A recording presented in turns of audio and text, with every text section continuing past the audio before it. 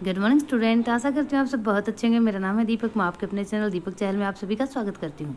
आज हम 5th agriculture chapter 8th class का सेकंड पार्ट लेकर आए हैं, जिसके अंदर हम मेजर क्रॉप्स करेंगे और पैटर्न देखेंगे हमारे देश में किस तरह से खेती की जाती है और बाकी जो एंटायर वर्ल्ड है वहाँ पर किस तरह से खेती की जाती है। अभी हम सेकंड पार्ट रिवील कर रहे हैं, जिसके अंदर हम मेजर क्रॉप करेंगे। इससे पहले हम क्या कर चुके हैं, इससे पहले हम टाइप ऑफ फार्मिंग कर चुके हैं, जिसके अंदर हम सबसिस्टेंस फार्मिंग और जो कमर्शियल फार्मिंग है उसके बारे में पढ़ा था। जो सबसिस्टेंस फार्मिंग होती है वो इंटेंसिव फार्मिंग और प्रिमेटिव फार्मिंग होती है, जिसमें प्रिमेटिव को हम फर्दर डिवाइड कर सकते हैं शिफ्टिंग कल्टीवेशन से और नोमैडिक कल्टीवेशन से। इसी तरह से जो कमर्शियल फार्मिंग होती है उसको भी हम 2 टाइप में डिवाइड कर सकते हैं, जिसमें कमर्शियल ग्रेन फार्मिंग और मिक्स फार्मिंग होती है, जिसके अंदर हम फार्मिंग भी करते हैं और उसके साथ साथ बहुत तरह के पशुओं का भी पालन करते हैं, रेयर करते हैं। उसके अलावा प्लांटेशन होता है, जिसमें हम एक लार्ज एरिया के ऊपर एक सिंगल क्रॉप को ग्रो करते हैं, उसे प्लांटेशन कहते हैं। वो भी हम देख चुके हैं। आज हम मेजर क्रॉप्स के बारे में करेंगे कि किस तरह की क्रॉप हम एंटायर वर्ल्ड के अंदर और हमारे देश के अंदर देखते हैं।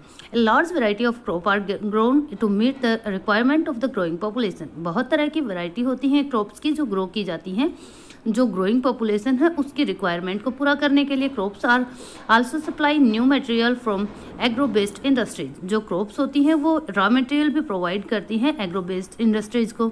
Major food crops are wheat, rice, maize and millets. जो मेजर क्रॉप्स फूड क्रॉप हैं वो व्हीट, राइस, मेजा और मिल्ट हैं। Jute and cotton are fibre crop, और जूट और कॉटन जो है वो फाइबर क्रॉप है। Important beverage crop are tea and coffee. और अगर हम पेय पदार्थों की बात करें तो टी और कॉफ़ी इम्पोर्टेंट क्रॉप हैं। अब हम इनको अलग अलग से एक्सप्लोर करेंगे। जैसे हम सबसे पहले देखते हैं राइस का। Rice is the major food crop of the world. World की सबसे मेजर फूड क्रॉप कौन सी है? राइस है। It is a staple diet of the tropical and सब ट्रॉपिकल रीजन। ये एक मैंडेटरी डाइट है। ट्रॉपिकल और जो सब ट्रॉपिकल रीजन के अंदर लोग रहते हैं उनकी rice needed high temperature, high humidity and rainfall. जो राइस होती है उसको हाई टेम्परेचर, हाई ह्यूमिडिटी और हाई रेनफॉल चाहिए, इसीलिए ये ट्रॉपिकल रीजन में और सब ट्रॉपिकल रीजन में मिलती है। It grow best in alluvial clayey soil. ये सबसे ज़्यादा कहाँ पर ग्रो करती है? जहाँ पर एलुवियल क्ले सोल होती है, विच कैन रिटेन वाटर, जिससे वाटर को वो रिटेन कर सकती है, अपने अंदर होल्ड कर सकती है। China lead in the production of rice, followed by India, Japan, Sri Lanka and Egypt. सबसे ज़्यादा प्रोडक्शन चाइना में होता है, उसके बाद इंडिया में, जापान, श्रीलंका और इजिप्ट के अंदर, मिस्र के अंदर। In favourable climate condition as the west Bengal and Bangladesh 2 or 3 crop are grown in a year. और जहाँ पर फेवरेबल कंडीशन क्लाइमेटिक कंडीशन होती हैं, जैसे बांग्लादेश और वेस्ट बंगाल के अंदर, वहाँ पर राइस की 2 या 3 खेती भी ले ली जाती हैं। उसके बाद हम देखते हैं व्हीट के बारे में। Wheat requires moderate temperature and rainfall during growing season. जो व्हीट होता है उसको मॉडरेट टेम्परेचर और मॉडरेट रेनफॉल की ज़रूरत होती है जब उनका ग्रोइंग सीजन होता है, जब शुरू में हम लगाते हैं उस time. And bright sunshine at the time of harvest. और हार्वेस्ट जब हम उसका करते हैं लास्ट के टाइम में, जब उसकी कटाई करते हैं, उसमें ब्राइट सनशाइन चाहिए। इसीलिए आप देख सकते हो बच्चों, व्हीट की जो कल्टीवेशन होता है वो कब होता है? दिसंबर और अक्टूबर से दिसंबर तक इसकी सीडिंग होती है, और इसकी हार्वेस्टिंग जो होती है वो मार्च अप्रैल के अंदर होती है, जो एक आइडियल टेम्परेचर इसको प्रोवाइड करती है। It thrives best in the well drained loamy soil. और यह इसकी थ्रिव्स कहाँ पर सबसे ज़्यादा होती है? लूमी सोइल के अंदर होती है। Wheat is grown intensely in USA, Canada, Argentina, Russia, Ukraine, Australia and India. ये लीडिंग कंट्री हैं, जैसे USA, Canada, Argentina, Russia, Ukraine, Australia और India. In India it is grown in winter. India के अंदर ये विंटर में grow किया जाता है, लेकिन यूएसए, कनाडा, रशिया और ऑस्ट्रेलिया के अंदर इसको समर में ग्रो किया जाता है। क्यों? क्योंकि वहाँ पर जो विंटर है वो बहुत बड़ी होती है, समर जो होती है वो बहुत छोटी होती है बच्चों। क्यों? क्योंकि वो हाई लैटिट्यूड पे होते हैं, इसलिए वहाँ पर एक ही जो क्रॉप है वो ग्रो कर सकते हैं। इसीलिए इन देशों में एक ही क्रॉप ग्रो की जाती है और वो व्हीट होती है। ठीक है। मिलेट्स के बारे में अब हम पढ़ेंगे। They are known as the coarse grain. उनको कोर्स ग्रेन भी कहा जाता है, कठोर अनाज भी कहा जाता है, and can be grown in less fertile and sandy soil, और ये लेस फर्टाइल और सैंडी सॉइल के अंदर ग्रो कर सकते हैं। It is hardly crop that needed low rainfall and high to moderate temperature. ये ऐसी क्रॉप होती हैं जिनको लो रेनफॉल और हाई टू मॉडरेट टेम्परेचर की जरूरत होती है, एंड एब्क्यूट रेनफॉल, और कम ही रेनफॉल की जरूरत होती है। Jowar, bajra and ragi are grown in India. India के अंदर अगर हम मिलेट्स की बात करते हैं तो जवार, बाजरा और रागी ग्रो किए जाते हैं। Other countries are Niger, Nigeria and China, Niger और नाइजीरिया अफ्रीकन कंट्री हैं, और चाइना का आपको पता ही है बच्चों, वहाँ पर मेनली जो मिलेट्स हैं वो ग्रो किए जाते हैं। मेजा हम देखते हैं बच्चों, जो कोन भी हम जिसको बोलते हैं, ये अलग अलग डिफरेंट कलर के अंदर आती है। हमारे अलग अलग देशों में अलग अलग कलर की भी मिल जाती है। Maize require moderate temperature, rainfall and lot of sunshine. जो मेजा होती है इसको मॉडरेट टेम्परेचर, मॉडरेट रेनफॉल और बहुत ज़्यादा सनशाइन की जरूरत होती है। It need well drained fertile soil, और इसके लिए वेल ड्रेन्ड फर्टाइल सोइल की जरूरत होती है। Maize is grown in North America, Brazil, China, Russia, Canada, India and Mexico. ये जो मेनली ग्रो की जाती है America, Brazil, China, Russia, Canada, India और मैक्सिको के अंदर। अब हम देखेंगे बच्चों cotton cultivation. Cotton require high temperature, light rainfall, 210 frost free days and bright sunshine for its growth. जो कॉटन होती है उसको हाई टेम्परेचर, लाइट रेनफॉल और 210 फ्रोस्ट फ्री डेज चाहिए। फ्रोस्ट फ्री डेज का मतलब ऐसे डेज जहाँ पर पाला ना पड़े, मतलब जहाँ पर बहुत ज़्यादा ठंड ना हो। अगर बहुत ज़्यादा ठंड होगी तो इसका जो फ्लावर होता है, जो कॉटन का रेशा होता है, वो जो आपको यहाँ पर दिखाई भी दे रहा है पिक्चर में, वो ब्लैक हो जाता है बच्चों। ठीक है, तो इसे 210 डेज फ्रोस्ट फ्री चाहिए और ब्राइट सनशाइन चाहिए इसकी ग्रोथ के लिए। It grow best on black and alluvial soil, और यह बेस्ट रूप में कहाँ ग्रो करती है, जहाँ पर ब्लैक और एलुवियल सोइल मिलती है। China, USA, India, Pakistan, Brazil and Egypt are leading producer of the cotton. Cotton के लीडिंग प्रोड्यूसर कौन है? China, USA, India, Pakistan, Brazil और मिस्र। It is one of the main raw material for the cotton textile industry. अगर cotton का हम grow ही किस लिए करते हैं? कॉटन टेक्सटाइल इंडस्ट्री के लिए ग्रो की जाती है। हालांकि इसके अंदर एक बीज होता है जिसको हम हमारे जो एनिमल रियरिंग है उसके लिए भी बहुत बेनिफिशियल होता है, लेकिन मेनली जो है ये कॉटन कल्टीवेशन, जो कॉटन टेक्सटाइल इंडस्ट्री होती है उसके लिए रॉ मटेरियल प्रोवाइड करती है। Jute was also known as the golden fibre. Jute को गोल्डन फाइबर के नाम से भी जाना जाता है। It grow well on the alluvial soil and require high temperature. ये एलुवियल सोइल के अंदर और हाई टेम्परेचर के अंदर ग्रो करता है। हैवी रेनफॉल, यहाँ पर हैवी रेनफॉल होनी चाहिए एंड ह्यूमिड क्लाइमेट, और क्लाइमेट जो है वो ह्यूमिड होना चाहिए, उसके अंदर मॉइस्चर रहना चाहिए। This crop is grown in the tropical area. ये जो क्रॉप है ये भी ट्रॉपिकल एरिया के अंदर ग्रो की जाती है। India and Bangladesh are the leading producer of the jute. India और बांग्लादेश जो है यहाँ पर आइडियल क्लाइमेटिक कंडीशन होती हैं, इसलिए ये लीडिंग प्रोड्यूसर हैं जूट के। ठीक है, अगर कोई पूछे सबसे ज़्यादा कहाँ पर होता है तो बांग्लादेश में सबसे ज़्यादा जूट होती है। सेकेंड नंबर पे इंडिया है।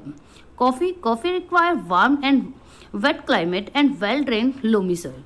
जो कॉफ़ी है उसकी रिक्वायरमेंट वार्म और वेट क्लाइमेट होती है, और एक जो लूमी सॉइल होती है जिसके अंदर वेल ड्रेन्ड होता है उसकी मैंडेटरी होती है। Hill slope are more suitable for growth of this crop. इस क्रॉप को ग्रो करने के लिए हिल स्लोप जो है वो सुटेबल होते हैं। Brazil is the leading producer followed by Colombia and India. Brazil जो है वो लीडिंग प्रोड्यूसर है, उसके बाद कोलंबिया और उसके बाद इंडिया। अब हम टी को देखेंगे बच्चों। टी जो है आप लोगों को पता है आसमियन टी सबसे बेस्ट टी होती है। T is a beverage crop grown in on plantation. जो प्लांटेशन पे ग्रो की जाती है, मतलब एक बहुत बड़े एरिया पे ग्रो की जाती है, वो टी जो बेवरेज क्रॉप होती है वो टी होती है। This require cold climate. इसके लिए कोल्ड क्लाइमेट की जरूरत होती है and well distributed high rainfall through out the year for the growth of its tender leave. इसकी नाजुक पत्तियों के लिए हाई रेनफॉल और पूरे के पूरे साल बरसात की ज़रूरत होती है ताकि इसकी जो टेंडर लीव होती हैं वो अच्छे से ग्रो कर सके। It need well drained Lumi soil, इसके लिए वेल ड्रेन्ड लूमी सॉइल की ज़रूरत होती है। एंड जेंटल स्लोप, और जेंटल स्लोप होना चाहिए किसी भी हिल के अंदर। Labour in large number is required to pick the leaves, और बहुत ज़्यादा लेबर की ज़रूरत होती है ताकि इसकी जो लीव्स है उनको पिक किया जा सके, क्योंकि इसमें मशीन का काम नहीं होता, सारा हैंड से ही काम किया जाता है। Kenya, India, China, Sri Lanka produce the best quality of T in the world. Kenya, India, China और श्रीलंका बेस्ट क्वालिटी की टी प्रोड्यूस करते हैं। एग्रीकल्चर डेवलपमेंट, अब तक तो हम क्या देख रहे थे, मेजर क्रॉप्स देख रहे थे, इससे पहले हम देख रहे थे कौन से मेथड होते हैं। अब हम देखते हैं कि किस तरह से डेवलपिंग कंट्री जो हैं उनमें डिफरेंट तरीके से एग्रीकल्चर की जाती है डेवलप्ड कंट्री से।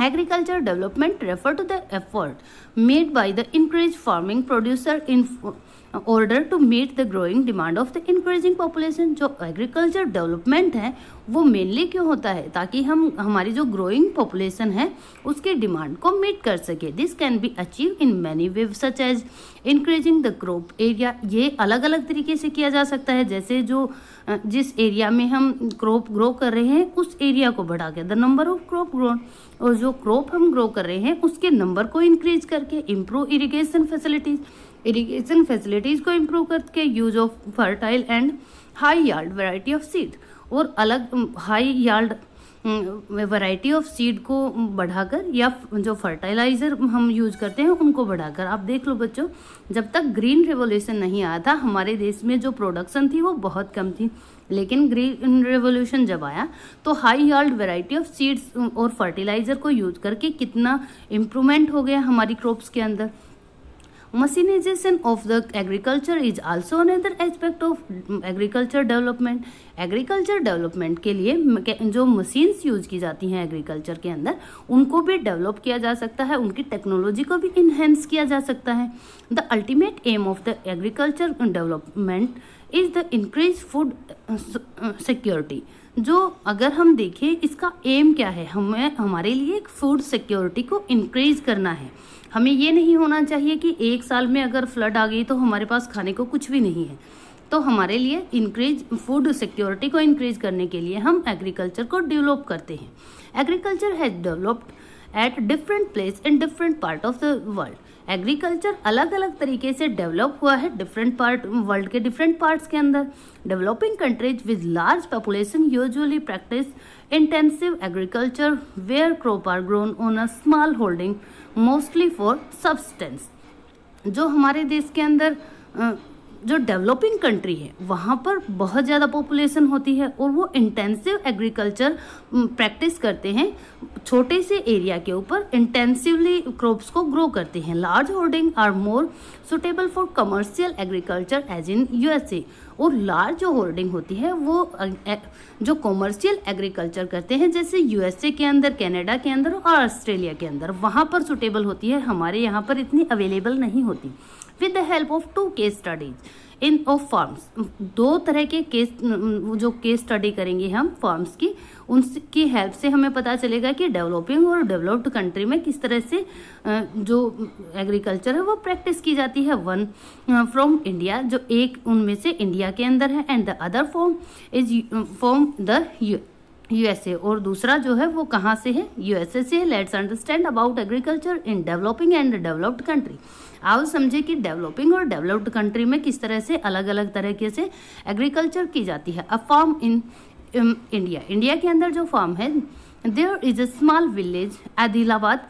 आदिलाबाद एक छोटा सा विलेज है इन गाजीपुर डिस्ट्रिक्ट के अंदर इन उत्तर प्रदेश के अंदर। Munna Lal is a small farmer in the village who has farm land is about 1.5 hectare. Munna Lal एक छोटा सा फार्मर है जिसके पास 1.5 हेक्टेयर फार्म लैंड है। His house is in the main village, और उसका हाउस मेन विलेज के अंदर है। He purchase high yield variety of seeds, वो HYV जो सीड होते हैं, हाई यार्ड वैरायटी सीड, वो मार्केट से खरीदता है। Every alternate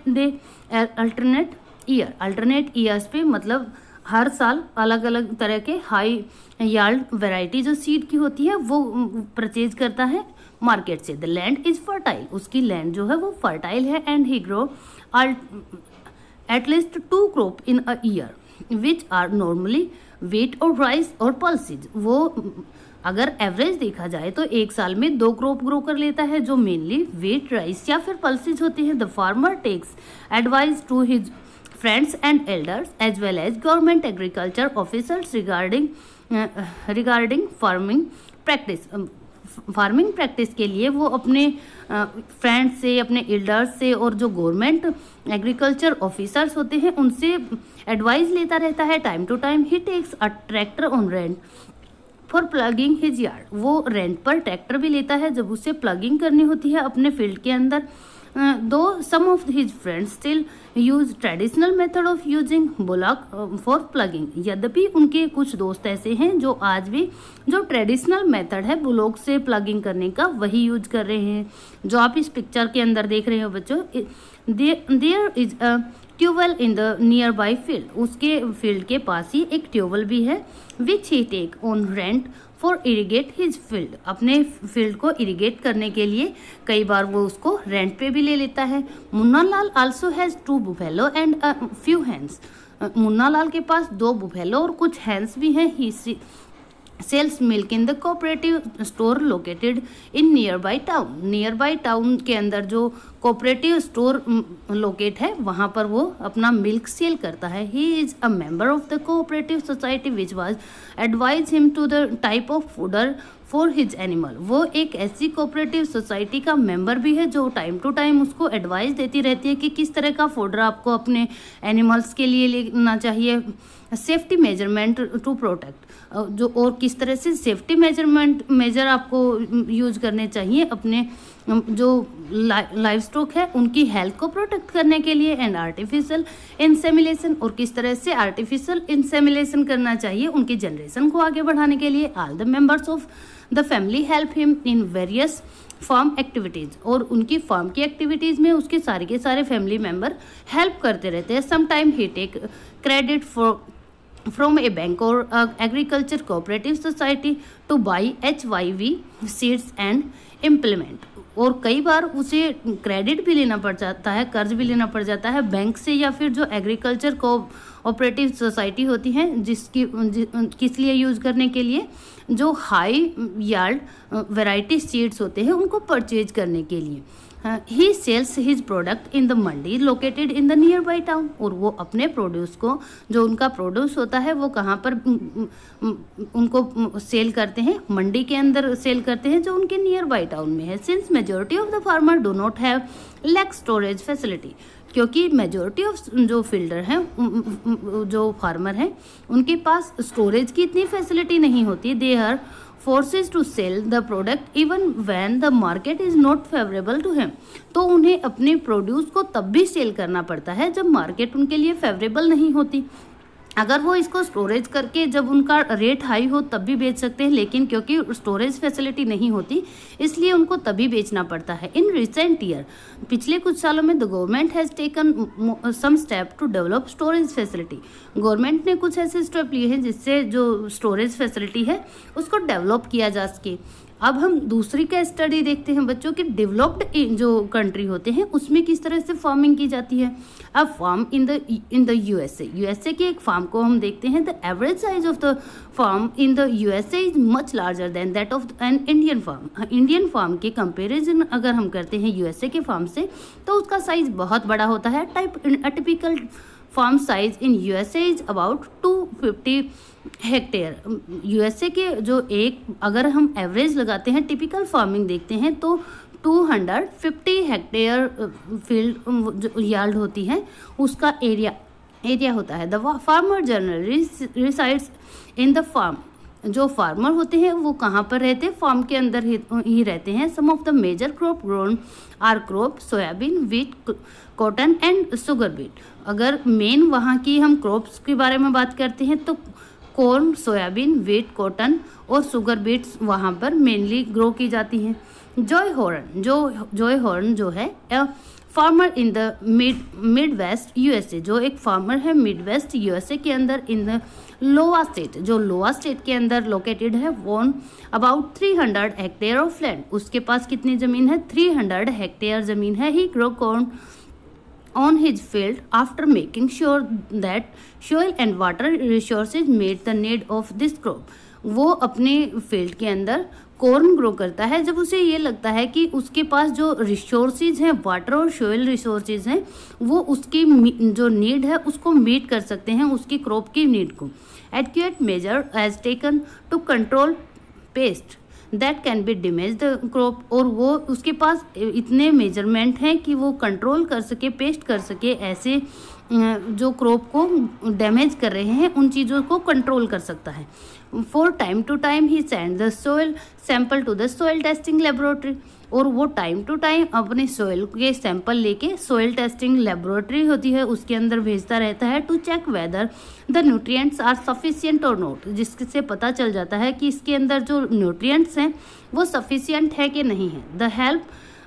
the result help Joy Horn to plan a scientific fertiliser programme. और यही जो चीज़ें हैं वो हेल्प करती हैं जॉय को जो साइंटिफिक फर्टिलाइजर प्रोग्राम के साथ उसको हेल्प मिलती है.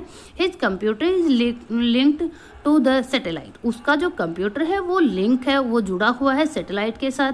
Which give him a precise picture of his field. जो उसके फील्ड की प्रेसाइज पिक्चर्स को देता रहता है, अपडेट करता रहता है.